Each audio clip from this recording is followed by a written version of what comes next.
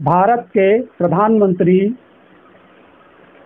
Narendra Modi ji Shinzo Abe के राजकीय अंतिम संस्कार में शामिल होने के लिए जापान पहुंच चुके हैं। शिंजो आबे को भारत और जापान के संबंधों को मजबूत करने वाले जापानी प्रधानमंत्री के तौर पर याद किया जाता है। प्रधानमंत्री नरेंद्र मोदी जी शिंजो आबे के अंतिम संस्कार में शामिल होने के लिए जापान पहुंच चुके हैं। प्रधानमंत्री नरेंद्र मोदी कार्यक्रम में तो शामिल होंगे ही, साथ ही आबे की पत्नी और सीएम फूमियो किशिदा से मिलकर संवेदना भी व्यक्त करेंगे। बहुत अच्छी बात है कि हमारे भारत देश के प्रधानमंत्री मोदी जी सभी को जोड़कर चलते हैं, लेकिन सबसे बड़ी बात तो ये है कि भारत में कुल आबादी का 70% जनसंख्या परोक्ष और अपरोक्ष रूप से किसानी पर आधारित है। विगत पिछले साल 3 नए कृषि कानून को लेकर के किसानों का विरोध प्रदर्शन लगभग 13 माह चला। इस बीच प्रधानमंत्री नरेंद्र मोदी जी को आंदोलनरत किसानों से बात करने का समय नहीं मिला। यह जरूर कहा कि हम एक फोन कॉल की दूरी पर हैं, लेकिन 13 माह तक एक भी फोन करके बात किसानों से नहीं की।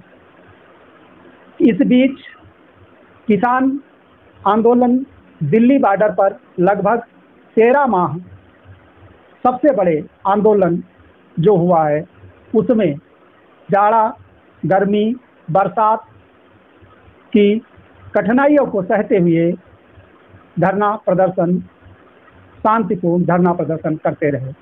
लेकिन हमारे प्रधानमंत्री जी को उनसे बात करने का समय नहीं मिला। इस बीच लगभग 750 किसान शहीद हो गए। इस पर भी प्रधानमंत्री नरेंद्र मोदी जी ने 2 शब्द नहीं बोले। मृतकों के, शहीदों के परिवारीजनों को सांत्वना संदेश तक नहीं दिया।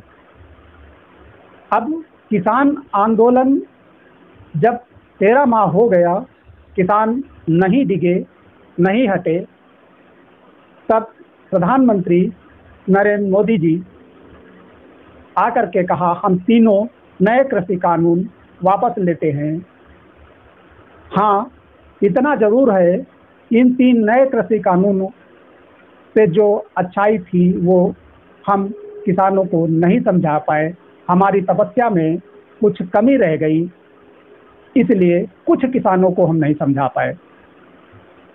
अब सबसे बड़ी बात तो यहाँ पर यह है कि इस बीच किसान आंदोलन के चलते, किसान आंदोलन को निष्क्रिय करने के लिए कई मंत्री, नेता और कार्यकर्ता कई तरह के किसानों पर आरोप भी लगाए। खालिस्तानी समर्थक, पाकिस्तानी समर्थक, जो भी जितना भी आरोप लगा सकते थे वो लगाए गए, लेकिन किसान टस से मस नहीं हुए। उनकी जो मांग थी कि ये तीनों कृषि कानून वापस लिए जाएं और हमारी उपज का न्यूनतम समर्थन मूल्य एमएसपी की गारंटी दी जाए।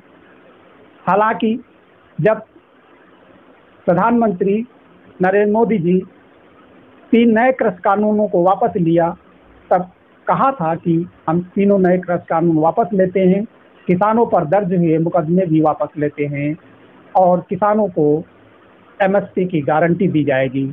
लेकिन आज तक किसानों की मांग पूरी नहीं हुई, इसलिए किसानों में इसको लेकर आक्रोश है, नाराजगी है।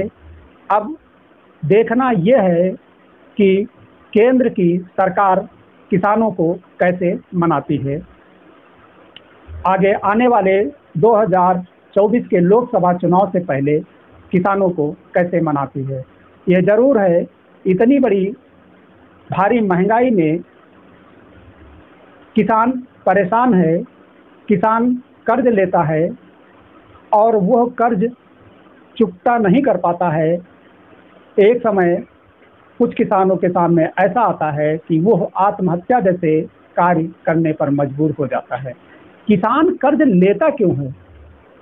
ये सभी कहते हैं कि किसान भाई कर्ज लिया है तो अदा भी करना चाहिए, लेकिन किसान की जो सबसे बड़ी समस्या है अतिवृष्टि, सूखा, यदि एक बार पड़ गया तो वो कई साल तक अपनी भरपाई नहीं कर पाता है, अपने बच्चों को शिक्षा नहीं दे पाता है, अपने बच्चों को भरपेट भोजन नहीं कर पाता है, दे पाता है। इसके साथ ही उसके सामने कई बड़ी समस्याएं खड़ी होती हैं, लेकिन वो कर्ज चुकता नहीं कर पाता है। आखिर में थक हार कर वो आत्महत्या जैसे कृत्य करने को मजबूर हो जाता है। इसके बावजूद भी हमारे देश के प्रधानमंत्री या केंद्र सरकार उद्योगपतियों के कर्ज तो भारी भरकम कर्ज को माफ करते हैं, लेकिन किसानों के जो छोटे छोटे कर्ज हैं उनको माफ करने के लिए कभी विचार नहीं किया। यह अलग बात है कि जिस समय केंद्र में कांग्रेस सरकार थी, पूरे देश में किसानों का कर्जा माफ किया गया था। किसानों की दयनीय हालत को देखते हुए सपा के संरक्षक माननीय मुलायम सिंह यादव जी ने जो सबसे पहले 10,000 कर्ज माफी की योजना दी थी, उससे किसान को काफ़ी राहत मिली थी। यहाँ तक का किसानों की आत्महत्या जैसे कृत्य करने में कमी आई थी। लेकिन इसके बाद भी चुनाव में भी कई बार भी कर्जे माफ हुए, लेकिन यह समस्या बार बार आती क्यों है? किसानों के सामने इतनी पैदावार नहीं है कि वो अपने बच्चों को शिक्षा दे ले जाएं, अच्छा पढ़ा लिखा करके अच्छा नागरिक बना लें। यदि कोई किसान ऐसा करता है तो वो कर्ज ही लेता है, जिसको वो बैंक का कर्ज चुकता नहीं कर पाता है। बैंक हो या साहूकार द्वारा लिया गया कर्ज वो समय पर चुकता नहीं कर पाता है। इसी के बाद उसके सामने बहुत सारी समस्याएं खड़ी होती हैं और वो आत्महत्या जैसे कृत्य करने को मजबूर हो जाता है।